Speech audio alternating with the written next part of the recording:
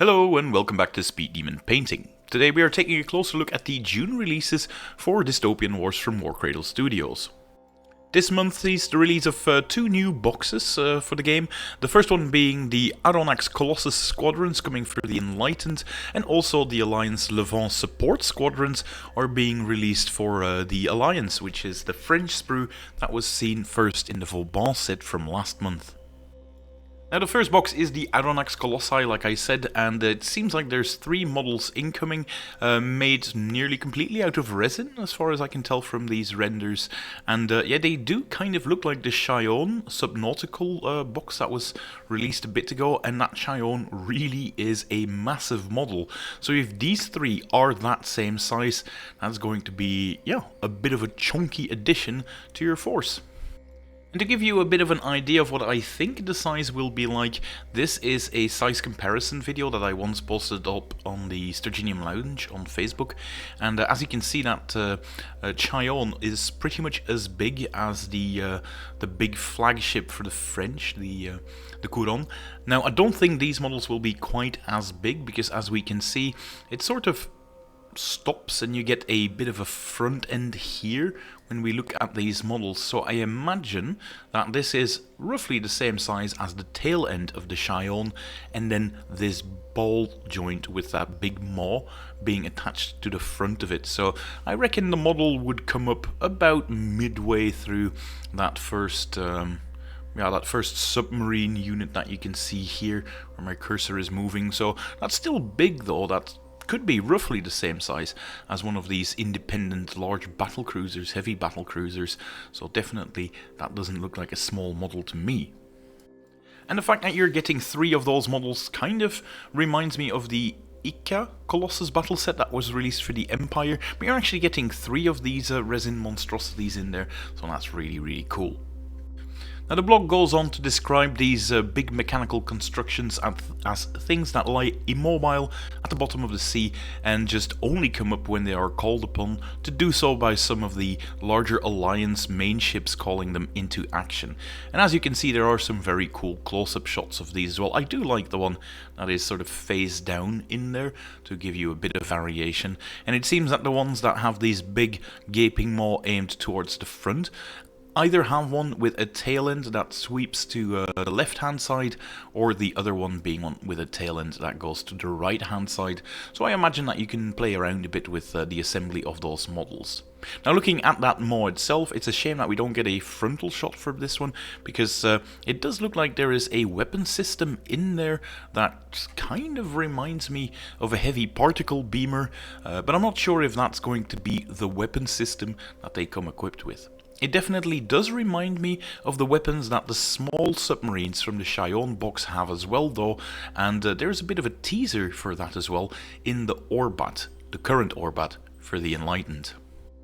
Those small submarines that I've mentioned come with the Conodontic Flenser, which is a small torrent weapon with devastating and only a point-blank range with 4 and 3, but there is also a mention of a heavy Conodontic Flenser that cannot be found on any of the current entries in the Orbat, but I presume that this new claw-like thing from these models is actually this heavy Conodontic Flenser that shoots a 10 and 6 full torrent weapon attack with the devastating quality, so yeah, quite potent. Now, as always, the rules for these things will be updated when we're closer to the actual release, which is at the end of June. So yeah, keep an eye out on the website and keep an eye out on the channel as well, because we'll be discussing those when I get my hands on this box, obviously as a video review. So if you're looking forward to that one, definitely subscribe to the channel. And if you like this kind of video, make sure you give it a thumbs up as well. That really helps with the YouTube algorithm. Apart from these lovely Aronnax vermiform colossi, we also see some reinforcements for the French, who are getting their second Levant squadron, but this is known as the Levant support squadron. And like I said at the beginning of the video, this is not the first time that we're seeing this plastic sprue. It was first revealed to us in the Vauban battle fleet set, of which I also have a video review on the channel, by the way, so make sure you check that video out for full detail on this sprue. But if you want a quick rundown of what these ships do, this is the first option you can make with it. This is the Dieppe class Levant cruiser, and that one has, underslung here, a Solex generator that actually buffs all other ships nearby to count as being equipped with that Solex generator. And a Solex generator is something that gives sustained to your heat lance weapons, which is a good thing because the Dieppe comes equipped with a full heat lance and a smaller heat lance set as well. The other support ship version is the Alma class support ship, which comes with the advanced repair facilities rule, with 2 extra dice on their repair rolls, and they can even repair some damage on nearby ships as well. And they also come with mine layer, so you can actually put a few ambushes up for your opponent. And they also come with a heavy escort rule, buffing the defense of nearby ships as well, so definitely another useful support option for your French fleet.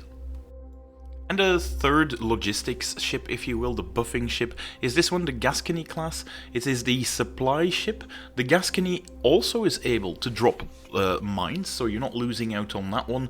But rather than repair facilities, you get the supply depot rule, allowing you to restock some depleted weapons that have the limited quality, and can also remove some disorder tokens, if I'm not mistaken. On top of that, you also get logistical support, so you can draw extra cards in your hand if you're using this one. So, yeah, again, a useful addition found on this sprue. And if you're looking for more offensive output for your French fleet, you can take the Marseille class bomber carrier, which launches some of the new Frelon bombers that really work well in conjunction with your regular SRS tokens to really add a lot of attack dice to your attack runs, because they provide up to 5 extra tokens and can even make the whole SRS stack devastating if you throw enough bombers at it to match the mass of the ship. And now with 3 bombers being launched by a Marseille, that means that you can even make some of the battleships from your opponent sweat a bit with all of those bombers inbound. And then the fifth and last build option for this one is the Lion class heavy cruiser, which is a bit of a gunboat coming with rocket batteries at the top and then a heat lance at the bottom. But you have to remember that the French can use coordinated support, which is a rule that allows your rocket batteries to fire in support of a heat lance if you want, with a big disadvantage being that you have to use the crippled value for the support. Well, guess what? Rocket batteries do not really suffer all that much for the crippled values for support, so you can actually make some pretty devastating attacks supporting your heat lance in this one, and this is a fairly interesting build just for that reason. And then the last thing that can be found on this sprue is this one, which is a destroyer type skimmer, the Honneur class Levant destroyers. Seen here, it comes equipped with double rocket batteries, which is definitely a build you can go for, but it has the main disadvantage that your opponent gets an aerial defense roll if you're using these, and rocket batteries do not exactly have the highest amount of support values when battle ready, like I mentioned. So yeah, you can swap these out if you want for gun batteries, and I think that's the preferred configuration that I'm going to use, because they do cost a very hefty 46 points for each model. But if you give them double gun batteries, the unit that can have up to 5 of them in them really has a lot of punch in that medium range bracket and the closing range, and yeah, that's probably how I'm going to run them. You can upgrade everything to be heat lance sets, but the costs of that is just insane, because it's 6 points per weapon, and even though it would hit like an absolute brick in a sock, it is going to cost so much points that your opponent is going to be quite happy to shoot that unit down. This unit does come with the Hunter rule against surface units, so you really want to have a dedicated unit that packs a lot of punch with the gun batteries to take down the opposing ships as well, and I really do like using these. And there we have it, that is this month's release. Again, if you want to keep up with all things Dystopian Wars, make sure that you subscribe to the channel, and I do hope to see you in the next video. Until then, bye!